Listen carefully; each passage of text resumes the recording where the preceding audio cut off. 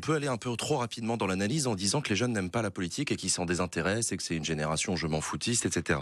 Toutes ces analyses-là sont fausses, puisque quand on rentre un peu dans le détail, on se rend compte que les jeunes adorent la politique, les jeunes sont les deux pieds dans la société, dans le monde réel. Ils ont un rapport au monde qui les entoure. En revanche, c'est vrai, les jeunes boudent les formes traditionnelles de la politique, c'est-à-dire le bon vieux bulletin de vote, la bonne vieille carte d'adhésion à un parti ou à un syndicat.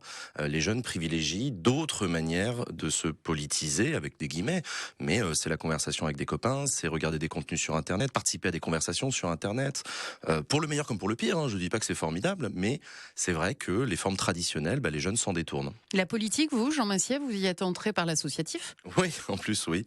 Oui, j'y suis entré par l'associatif. J'ai pas fait l'école de formation classique, le syndicat étudiant, le parti, etc. Non, moi j'y suis entré par l'associatif. J'étais au lycée, j'ai découvert avec passion l'engagement pour des causes cool, des projets sympas qu'on monte avec des potes et qui en fait a du sens politiquement. Mais à l'époque, je mettais même pas le mot dessus.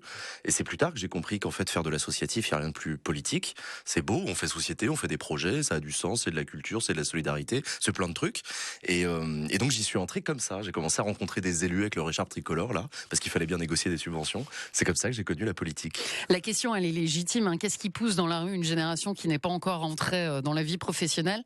Une sensibilité peut-être aux inégalités sociales déjà ? Oui, c'est vrai, une sensibilité à l'injustice aussi, et puis aussi, je pense, un refus de la fatalité. Je pense que beaucoup de jeunes refusent l'idée selon laquelle l'histoire est terminée. C'est bon, c'est comme ça, ma bonne dame, la planète se réchauffe, le monde est injuste, les femmes sont méprisées par les hommes, c'est comme ça. Et non, il y a plein de jeunes qui sont pas du tout d'accord avec ça et veulent se mobiliser. Alors ça passe par des manifs, hein, des mouvements de grève à l'occasion de la réforme des retraites, mais en fait à l'occasion de beaucoup de réformes. On a vu pas mal, un petit peu moins peut-être dans les mouvements des Gilets jaunes, mais il y avait déjà la loi travail avant, puis le 49.3, ça les passionne, ça les intéresse.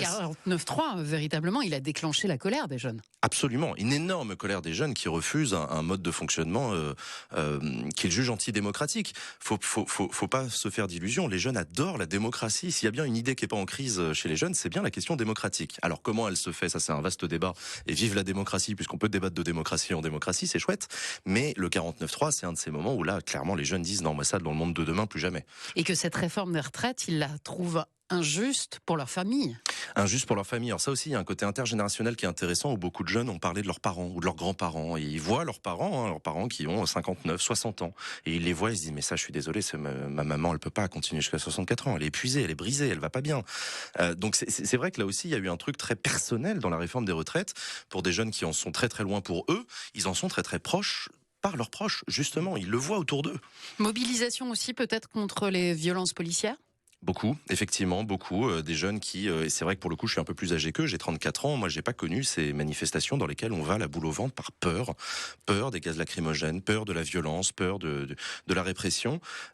Et ça aussi, c'est quelque chose qui mobilise les jeunes, qui se demandent dans quoi est-ce qu'on va militer demain, comment est-ce qu'on va s'exprimer, si la moindre expression politique devient intolérable, en dehors de l'arc de l'acceptable. Mais alors ça veut dire quoi? Que j'ai le choix entre quoi et quoi? Accepter et me taire? Non, je veux pas, j'ai pas envie. Et donc c'est vrai que la violence policière devient là aussi un truc qui matérialise beaucoup de prise de conscience politique, ouais. Et vous vous retrouvez, vous, dans tout ce que défendent les jeunes aujourd'hui, alors que vous n'avez plus leur âge ?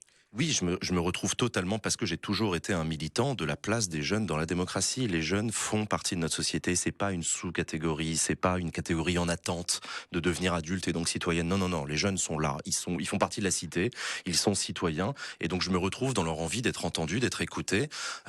Parfois ils ont envie de mettre des claques aux boomers, et je peux le comprendre, parce que c'est parfois exaspérant. Peut-être que parfois il y en a certains d'entre eux qui en méritent aussi des claques, mais pourquoi pas, c'est aussi ça la démocratie. Donc oui, je me retrouve dans ces combats-là, bien sûr.